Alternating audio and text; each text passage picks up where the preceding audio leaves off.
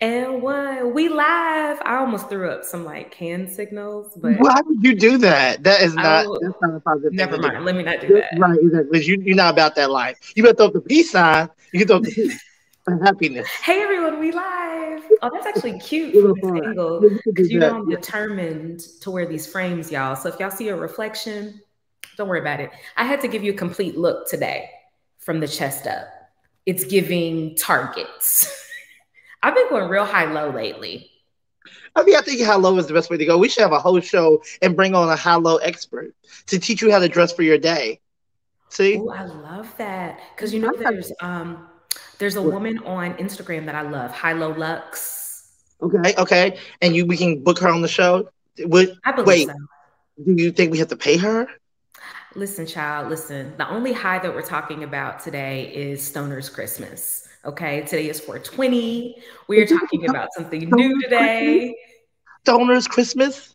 I Googled it. That's how you know I shouldn't be talking about this topic, but I'm going to tell you why it's important that we talk about it. But before I do that, of course, I have to say hello to every beautiful body out there. For those who are not familiar with me, my name is Blair G. Hervey. I'm the founder and CEO of The Corporate Strategist. I'm joined here today by my co-host, my colorful co-host, who's giving AKA energy. I mean, I love the vibes. I'm loving the coral and the green. Listen, this is my bestie and my soul friend of 20 plus years, hence the jokes and all the love, D'Angelo Crane. Welcome, sir. Hi. Well, welcome, Blair Herbie. Yes, there is a glare in your glasses, but there's also a glare in your heart, a shine in your heart, and a glare in your glasses, honey. We love it. Hello. No, I actually my goal today was I'm wearing green because of in honor of 420, and also because we talk about the money, okay? Because there are money and financial implications that come with this legalization of marijuana. We're going to talk all about it today. However, this is supposed to be coral. The color of the day is coral. The high you say coral. On the low you say, okay, I'm being so goofy. Okay, I so love it. that's So what I I'm feel like you've already been indulging. But for everyone out there, welcome to the Black DEIBA Collective LinkedIn Live series of podcast. We are here already having a good time and ready to share some great information with you. But D, you know what? Go ahead and kick us off with this first segment. You know, my first part of the call that I absolutely love. I need to acknowledge that I don't partake, but if I did, in Washington, D.C., we're one of the states that have banned employers from discriminating against workers for medical reasons. And New York has banned employers from firing people for if they're doing it for recreational reasons. Okay, New York and New Jersey. But we're going to talk about there's still states out there who don't have those laws in place. However, I was not partaking before I came today. I'm just high off life and blessings. And and every time I'm in your energy in your space, you just send good vibes my way. So there you go. But good vibes. Okay, so we do this every day here on the show. We do the art of the check-in where we ask each other how we're feeling, and we go deeper than just the surface level, because we're asking leaders each and every day to please do that with your employees and ask them how's life going with them outside of work, because that's going to help keep them engaged and want to come back to work each and every day. So Blair, how are you feeling today? How's your soul? How's your mind? How's your heart?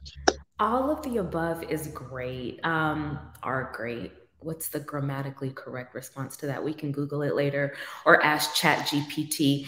But I'm getting really good with these little edges, and that makes me happy. So that's number one.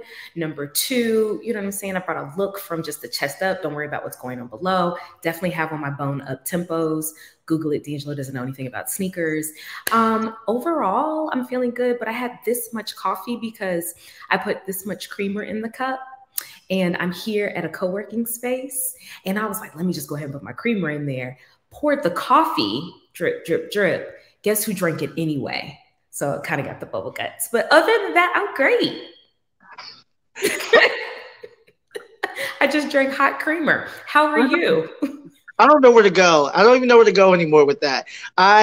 I don't know where to go with that. I'm good today. I'm good today. I'm headed into the weekend. I'm headed into a really fantastic weekend. I think maybe I'll hit on this tomorrow, but this weekend is a wonderful event held by the Speak Out organization, and it's called the Speak Out Awards, where they honor people who have been doing some amazing things in the LGBTQ plus community.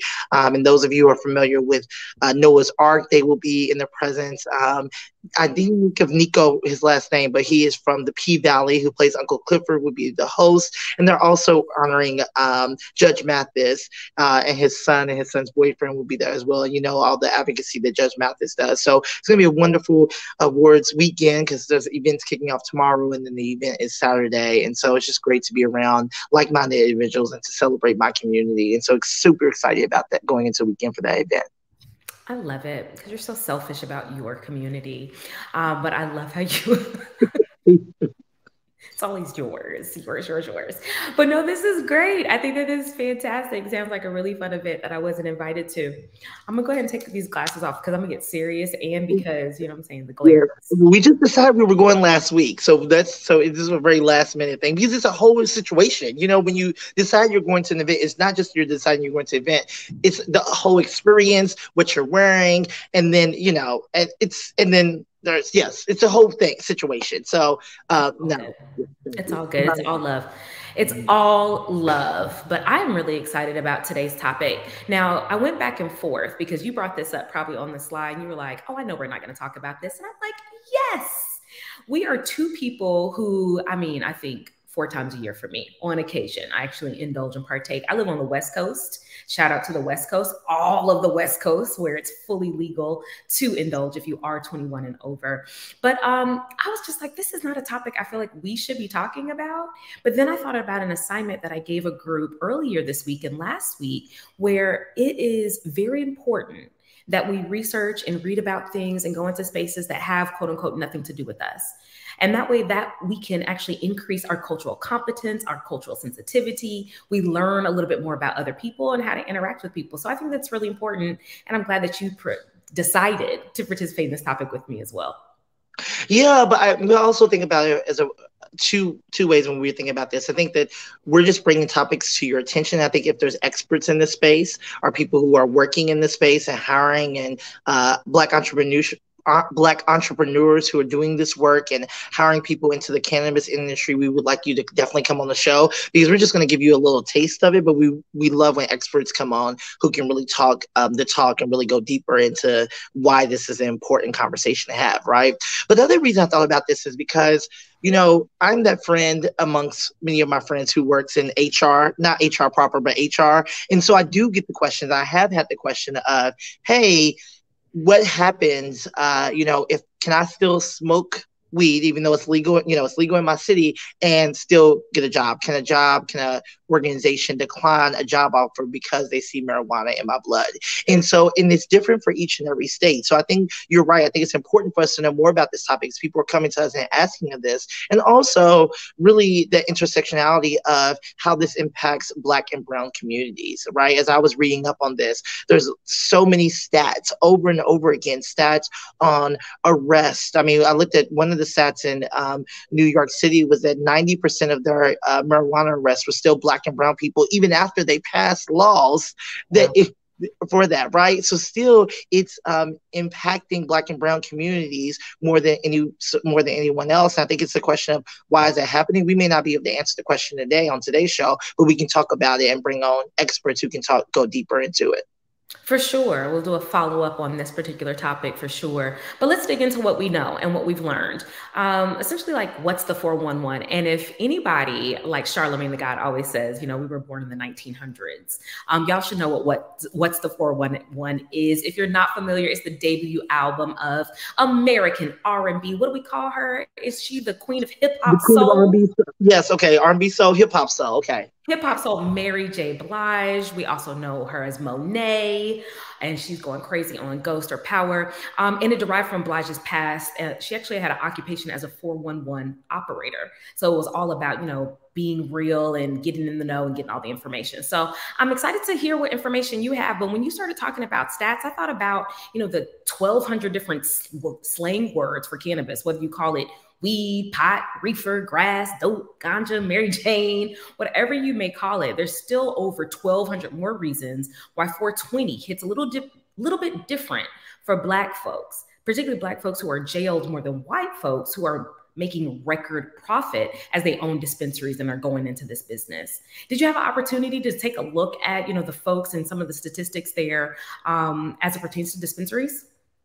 I did look at dispensaries because I think that was one of the areas I thought was important, but I think you might have some on it. So do share with me and enlighten me on this subject because that's still what I do know. Well, you enlighten me because I'm for sure what I assume my assumptions may be correct that we still do not have access to that money as do so many as others do.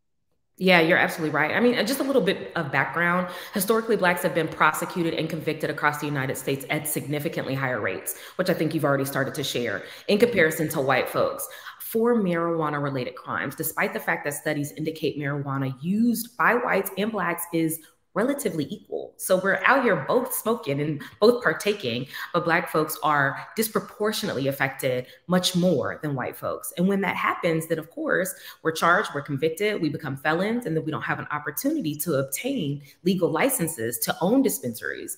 I actually should have looked that up to see how many dispensaries that are owned by Black folks, particularly in the Portland area. So for folks who are not familiar, I do live in Portland, Oregon currently.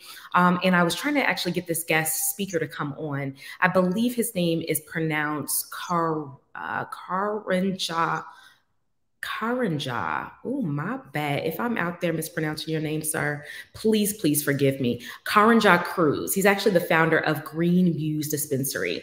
And back in September, his dispensary, so after even obtaining a legal license and having a spot in Portland and being a Black-owned founder, his place was still vandalized by white supremacists. And so it's like, even when we get a foot ahead and we try to do the right things and we try to be in the right spaces and we try to benefit ourselves and our communities, there's still things that are pulling us back and pulling us down disproportionately, which I think is really, really unfortunate. So that was some of the stuff that I found there. No, I love that, Blair. You know why I love that you bring this up? Because it really, when you think about this equity lens, right, we're still seeing that even though we have tried to be inclusive, right, and have a wider net to say, okay, now we're going to think about laws differently and we're going to legalize this, right, we're still not being equitable because people are still being treated unfairly. People are still not having access to funds, and people are still being locked up at higher rates and being arrested, even if they're in a state that has legalized marijuana usage, right? And so it goes back to really thinking about when we're putting in laws in place, how are we looking at it from a DEI lens and taking out the bias in that? Because, it's one of those things where we do this all the time in America and maybe across the world, but I know America, right? We put these laws in place, but we still don't go to the root cause. And some of the root cause of these things, even before we legalized marijuana, was the fact that people and police officers had so much deeply rooted bias against certain communities. And we're seeing that bias is still continuing even after we've legalized it. So we've got to get to the root cause of some of the issues with this while we're thinking of solutions to it. Yeah, you're right. A Black person is 5 times more likely to be arrested for anything that's related to marijuana than a white person or any other race, which is absolutely ridiculous. I think it's also important that, as we remove the stigma, so even for us, non-smokers, or, my brother always likes to call me and he's like, but you do smoke on occasion. But for us that don't partake in a significant amount or anything we're talking about, right? We have to think about the root causes of folks who are partaking as well. So there's a study that shows individuals who do partake from 2011 to 2019, actually. They went through this study and there were significant reductions in the volume of prescriptions within specific drug classes that align with the medical indications for pain, depression, anxiety, sleep, psychosis, and seizures. So as you know, when it comes to underlying conditions and things of that nature, those are disproportionately affecting us as well. So, I mean, if we remove that stigma and realize some people are partaking, not just for recreation, but because they're trying to lower their anxiety. You as a Black man, you're going to go out into the community and you're faced with a plethora of different issues. And I know as a Black woman, at one point, I definitely have said to someone, Black men really don't face any anything. We got to deal with this, and this. And that was totally wrong to say, especially when you go out in the world, you are more than likely to be shot down, to be arrested, lots of different things. So I can imagine that increases the propensity of someone wanting to smoke so they can relax. There are lots of different reasons to do that. Oh, completely, right? And I think about it of the fact of the matter, just Black Americans in general or any underrepresented communities, right? But I think it goes so 2 points you made there. You made a point in the very beginning that uh, Black people are smoking or partaking in marijuana or 420 just equal to other races, right? Or equal to whites in your numbers that you gave me. So let's start there. That everyone's engaging in this to help manage maybe their stress, their anxiety, and then you compact onto a Black American who's also having to deal with racial trauma, right? And who's having to deal with social economic issues in their communities, right? And so they're having to deal with layers upon layers of other issues and challenges that we're not dealing with as a in America, right? And so how might them say, yes, I need to turn to something that's going to relax me and that's going to calm me down, right? But we're frowned upon for doing that. Right. And so I think that's once again, it's that stigma and that thought that associating marijuana is only associated with Black people. It's associated with anyone who maybe wants to relax or decompress or take down their anxiety. I mean, I know several of my friends, they are recreational smokers because they just need to relax and calm themselves down, right? Some of them have adult attention disorders, right? And so they're just like, I just need to calm down, or they have anxiety very bad. And they're like, I just need to calm down and kind of zone out a little bit, right? And so this helps me to do that, to manage that. Yeah, I hear so much from two people in my life. They know who they are. I'm not going to mention their names, but two close people in my life that definitely partake. And, it's just one of those moments where, again, you can calm down, you can relax, but of course, hopefully you can be functional. And I think about how many people that we've known in our lives and our families that have, been drinkers or alcoholics or who have, passed away from anything that's related to alcoholism or who just needed a drink to relax. And we don't frown upon that. When people go out, they like to get drunk. They're ready to, have a good time. We see it so many functions. I don't know if you've experienced it, but particularly in the tech space and in the sales space, when there's a kickoff, there's always that one that acts a plumb fool because they've had way too many drinks. But if you think about on the flip side, I mean, of course, you shouldn't be doing that, I guess. See? That's crazy that I just said that. You shouldn't be doing that at work functions, but maybe that's what they need to relax, to chill out, or even engage. So Yeah. it's important to understand people and what they need. Yeah, no, I definitely think that, and allowing people to have whatever, if it's legal, right? How do we, and they're functioning. I think that's the other word you used in this, right? How do you make sure that you're functioning with it, that you're able to still do your daily activities and be successful? I know I used to know someone who used to smoke before they went to work, right? And I was like, what? Before you go to work? How do you do that? But that was the way that they were able to, that's what they needed to go into this workspace for whatever reason and function for the day. It helped to calm them down and balance them out. And that's what's for them. It was legal, and so they should be allowed to do it, right? And I think the question goes back to, how do we get away from that stigma of it's a bad thing, and learn it as a stigma of maybe a thing, it's just a thing, right? It's just a thing. It's just if someone's like, I will want to have a cigarette break, I want to have a candy break, I want to do this I want to have coffee to just get me at a good place right now. Maybe I need to have a little bit of my weed smoke to get me in a good place, or maybe an edible. The kids do the edibles these days. Every time I go to kids. I know when I go with our friends to the cannabis shop or the smoke shops, I'd be like, "What is this? How do you use this? What do you do with this? How are you gonna roll that up?"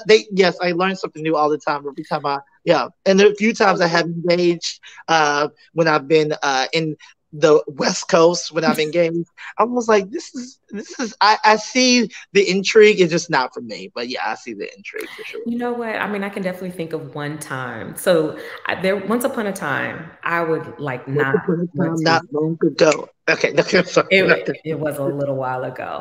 And I was like, I would never, even if I was at home and my son was at home, I wouldn't partake because I was just like, something's going to happen.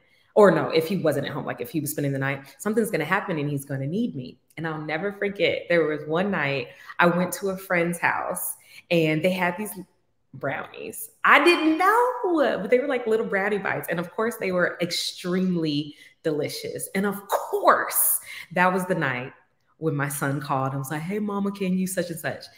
So I don't know how it took me about 30 minutes, first of all, to get out of the parking lot. I was just going in circles, just going in circles. Finally got out of the parking lot. I was probably doing about 40 on the highway, which obviously is way too slow. I got so paranoid. I was like, let me just pull over. I'm gonna have my friend come pick me up. And so I'm in the car, all leaned back, and I'm looking to the left, looking to the right. And I called my friend. I was like, you need to hurry up because the Klan is coming to get me. I see them down the street, paranoid. So, but look, when you talk about how deeply ingrained racial trauma is, why was that the first thought that the Klan was coming to get me? But I don't nonetheless, know. I my don't friend came know. and all was well. And me and Wow. edibles are, yeah, it's, you always feel like you're going to die. Well, I don't know about that. I always feel like I'm outside of myself, looking at myself. I don't know that way. And I always love to watch other people when they're because there's people that we know that yes, every time I've seen them high, people were chasing them. But here's Absolutely. the thing I want to say about this is that we want to make sure the caveat is Mm-hmm. just because it's legal doesn't mean that you need to act any differently that you would be when you're doing any substance, right? So when you think about alcohol, if you're having a drink for the night, it's the same thing. Maybe you need to Uber everywhere. Maybe you need to be in a safe space and stay there for the rest of the night.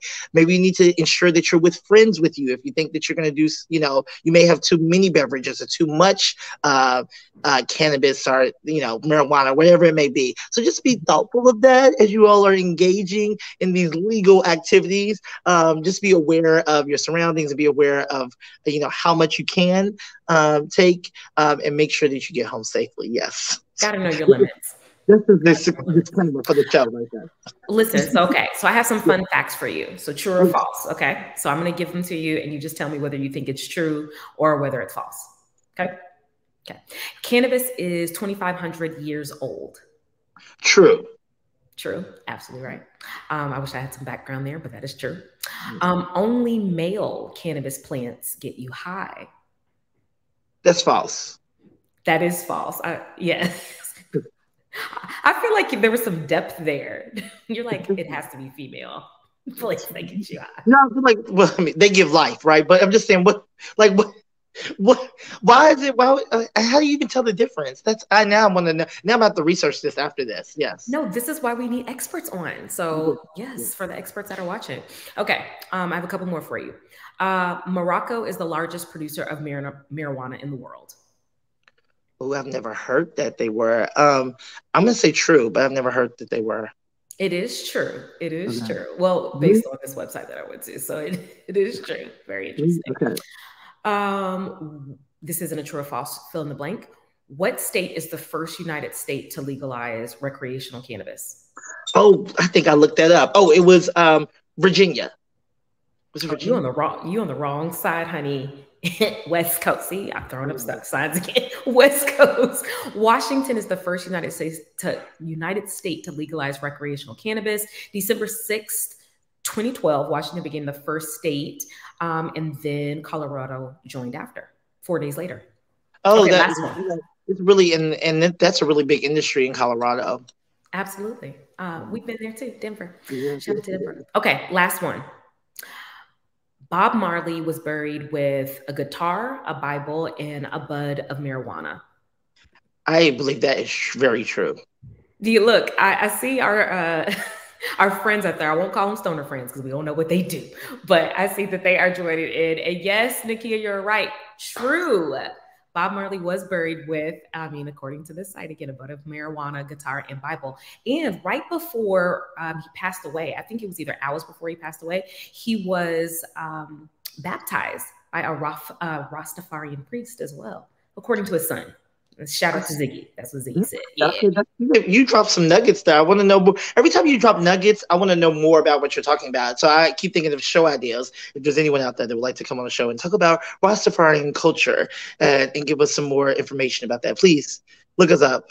Find Love us, it. the Black I People love it. Collective, LinkedIn, Facebook Live. Okay, that was mine. So Look, we that. have friends out there shouting out Denver. Hi, Myra. Yes, we enjoyed Denver together. We created some birthday memories there, all of Oh, us, look at thanks to you. D'Angelo and friends. I never put on the chats, the comments, because I'm like, over there, look over there, and I just would not be thrilled. Squirrel. You're a Sagittarian. That's why. That's why. All right, those were my fun facts. Do you have any rapid fire questions or any shout outs for us today? I'm sure. I have a shout out. Oh, you have a shout out? You have a shout out? Let Herbie has a shout out. What? And she was ready today. I, So we were kind of last minute with making sure that we had an expert today. I always say that winging it is for the birds, but I love to fly. But sometimes it's really important to prepare. So we were hoping to get a couple of different guest speakers. Again, the founder that I was telling you all about, Mr. Cruz. Hopefully we can have him as a follow-up. But there's also another gentleman who specializes in the legalities as it pertains to cannabis and hemp and marijuana. And his name is Christopher with a K. Shout out to the Christophers with a K. Last name Johnson Deloach. And he's actually in DC, D. So it'd be great if you could reach out to him. Let's see if we can get him on and ask him a couple of questions. But if you all have any questions about hemp or anything that is related to marijuana, you've been in some trouble in that situation, that's a person to reach out to. oh, okay. Well, no, I will reach out to him and let's get them booked because we need to where is our showrunners off this week? So that's why we can't get them together. You can't let our showrunner off for work, okay? Shout out to Ashley Ray Webb. She is amazing. She is the reason for the season, so many different seasons for the Black Diva Collective, for the prop up of the corporate strategist. She helps us, keep our head on straight. So yes, you're absolutely right. But if you all are out there and you're interested in speaking on the Black Diva Collective about this topic or any others, feel free to DM D'Angelo and myself. You can see our handles at the bottom right of this screen. You know how to reach us in real life as well, but we would love to have you. Dee, was there something that you wanted to share as well? No, I was just going to ask you a question. Yes, I love questions. What is one of your most memorable 420 moments? Oh, that's good. Well, while I'm getting my answer prepared, it looks like someone has some questions in the comments. So if you do have some questions for us, we do have a couple more minutes. Feel free to throw it in the comments and we will answer them live for you. I can't say that it's a 420 moment, but it's that particular moment that I just shared, but it's also the time. So I was in Louisville, Kentucky. Actually, it was the very first time that I decided to partake, and it also was an edible. So I'm going to the museum with my friends and his girlfriend, the Speed Art Museum, which is one of my favorite museums in the world, actually. Forgot about that. And so I take it, as soon as we get there, right? I think it's a little piece of a brownie. Little did I know, it takes 45 minutes to sometimes 90 minutes for it to actually activate. So I'm just, walking around the museum. I'm like, this is a regular experience. It was cool, but whatever. So it kicks in by the time I get to the car. Now, if I remember this correctly, I pulled out of the car and I'm pretty sure I knocked off the side window or side mirror of somebody's car leaving that day. They're looking for you now. They're looking for They're like, finally. So that happened. And then again, I was driving like 40 miles an hour trying to get to where I was getting to my godmother's house. And I'm seeing the same sign, like Preston Highway sign, over and over. And I was like, I must be dying. I don't know where I'm going. I feel like I'm just in a continuum, in a loop. So I pull over and I call my homeboy and I'm like, hey, I need you to come get me. And he was like, I can't come get you because I just looked, they stopped at 7-Eleven. I just looked out the window and my girlfriend is taking off her clothes in the car. So, and she had taken her edible for the first time as well. So it was a lot going on. I have one waiting for me though, when I get off from work. So I may have another story for you another time. Okay, I appreciate the stories. This is very good. The 5 times that I can count my hand, they're all memorable because it's only been like 5 times. But 2 of those times I had to be the responsible one and be the high one. So it was always interesting on those moments. Yeah. There was one time where my friends wanted to go to try a veggie burger. And we got they were like, we're going to drive. I was like, we're not going to drive. We're going to get an Uber. And we got in the Uber high and went and got a veggie burger high and left there. And one of our friends told us a whole story about a whole stage play that we can't remember what the stage play was. But anyhow, that was the night. It was fun times that night. But always, I had to be the responsible one and said, no, we cannot drive. We have to get in the Uber. And I don't know how we made it, but we made it. Hallelujah. We We made get it. it out the restaurant or the Uber. We had a vegan, I do remember we had vegan milkshakes that night. We sang in that restaurant that night as well. We had a good time. I I think didn't we think this was slid great. off of a stool. I hollered at some woman that was like really, really tall and gorgeous. Oh, Um, that was a different night. Oh my goodness. That's we need to get off here. It's been great, right, y'all. exactly.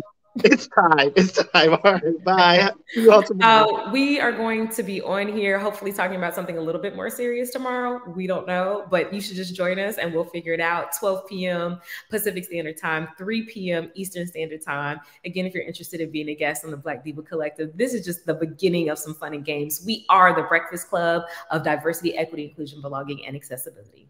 You better say that. Yes. All right. Bye, y'all. Anyhow.